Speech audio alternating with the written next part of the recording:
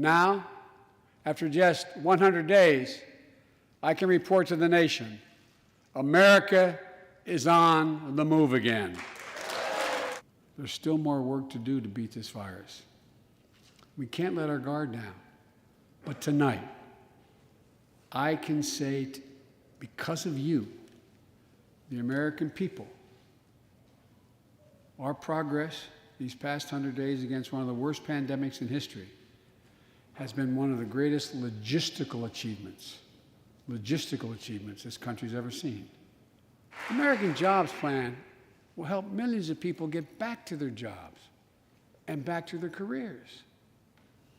12 years is no longer enough today to compete with the rest of the world in the 21st century. That's why my American Families Plan guarantees 4 additional years of public education for every person in America, starting as early as we can. The American Families Plan will finally provide up to 12 weeks of paid leave and medical leave, family medical leave.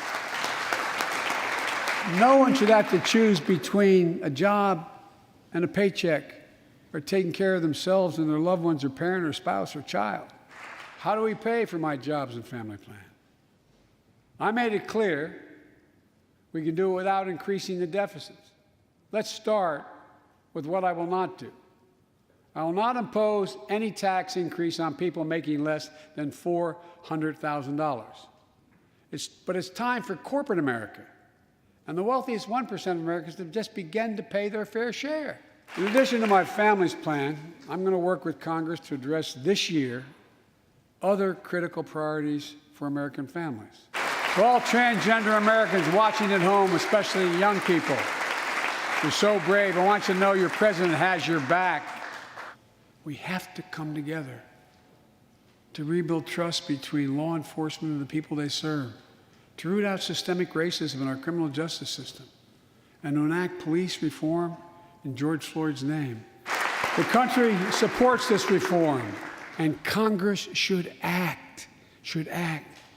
We have a giant opportunity to bend the arc of the moral universe toward justice, real justice.